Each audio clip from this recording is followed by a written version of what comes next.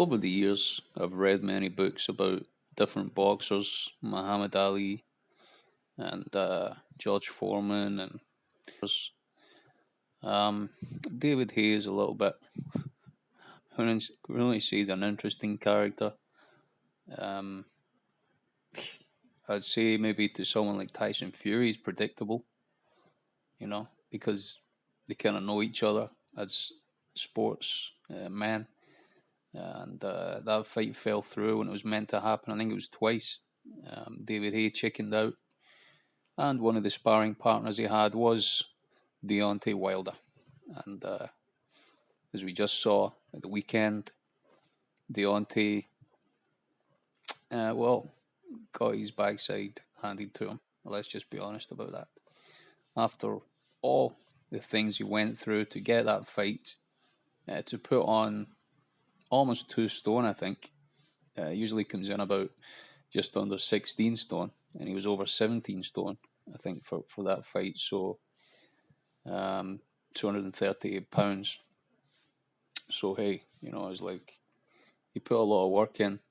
As he said himself, he fell short on the night. Tyson didn't put weight on to be a ballet dancer, he claims after the fight, but to rough him up, and that's what happened. But of course, David Hay just can't see the obvious in every fight. Now, it's not just Tyson Fury fights, it's multitudes of different fights. David Hay always chooses the wrong guy, and yet he remains on it. I think it's Sky, BT Sports, is it Sky Sports, I think? I forget. But it's rather sad, and I think someone said he's considering a comeback as well. So let's just briefly analyse what happened over the weekend. My prediction when the fights came out was that Fury would beat Wilder again, a third time. Only because you're rather foolish to bet against Fury, because he does train hard and he is a bit of a trainaholic. In that case, the only danger is to not burn himself out. He doesn't look like the most primed athlete, but really he knows what he's doing in regards to training and resting and eating correctly. He's doing everything the right way. Then we see AJ, the most toned athlete, strong athlete, which he struggles with his stamina for some reason. So he tried to come down in weight for the fight against Usyk. We talked about it a little bit, but we thought that with the right mentality, with the right fight plan, that AJ would have come through that. I thought that he would have came through it. Most people did, but obviously the trainers, I don't know if he had 4 or 5 trainers for that fight, but not one of them was able to advise him correctly and stick to a fight plan. And that's why Tyson Fury just came out and said, well, for your next rematch with Usyk, me and Sugar Hill will train you. And he's serious about that. He's serious about it, If I was AJ, I would take him up on that offer. Definitely would. Fury, as a lot of people would disagree. Sometimes he's foul-mouthed, sometimes he's, in your face, confrontational. So was Jesus, by the way. Jesus wasn't foul-mouthed, though, certainly. But, he's facing a lot of false accusations, Tyson Fury, the past couple of fights for glove tampering and all kind of stuff, And also, Wilder was blaming his own trainer. He was saying that the suit was too heavy, as we all know. All the reasons he gave the last time. Sign of mental imbalance is absolutely true. What Tyson is saying, and the only reason we can accurately assess things is when God is in our lives, and I think that's a true test of any athlete. They want edge. People want edge. Invite Jesus into your life. Jesus will give you the fight plan, the perspective, whatever sport you're in. He will show you how to maximize your potential in order to go in with your strengths and get a victory.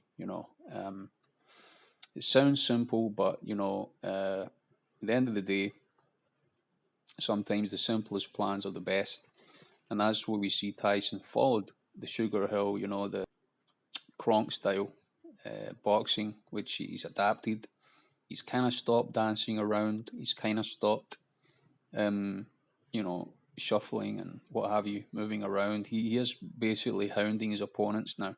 He's not afraid of anything coming back, and he's making them think twice about, you know, um, how they approach him, because they don't, he's a stronger fighter now, um, Tyson Fury. So as we see from the pictures, you know, Wilder really boxed himself, fought himself out in the 11th round, didn't have anything left, as you can expect. Some of the excuses that the fans had was a long count for when Tyson was knocked down and all that stuff. But you see that Wilder wasn't in the corner when he began the count, so he had to go and tell him to stand in the corner. You have to do that.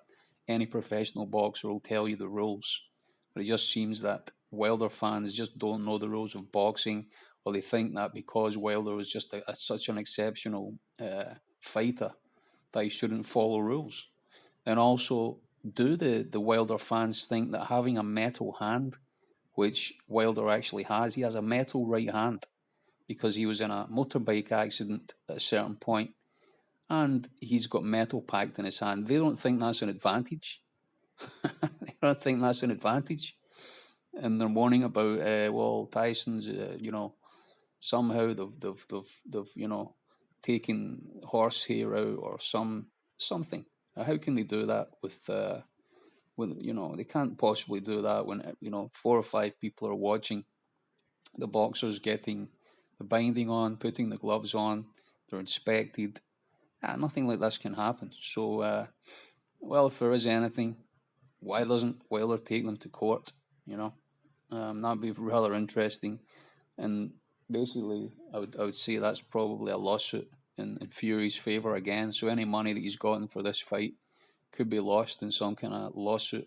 If Fury, if they do go to court about this, why can't Wilder just say I lost to the better man 3 times in a row, at least twice in a row? But we believe it's just 3 times in a row really that he lost the boxing matches. 2 of them were from knockouts. Certainly the last one was, and maybe Wilder's new. Maybe Wilder's new saying instead of bomb squad should be timber.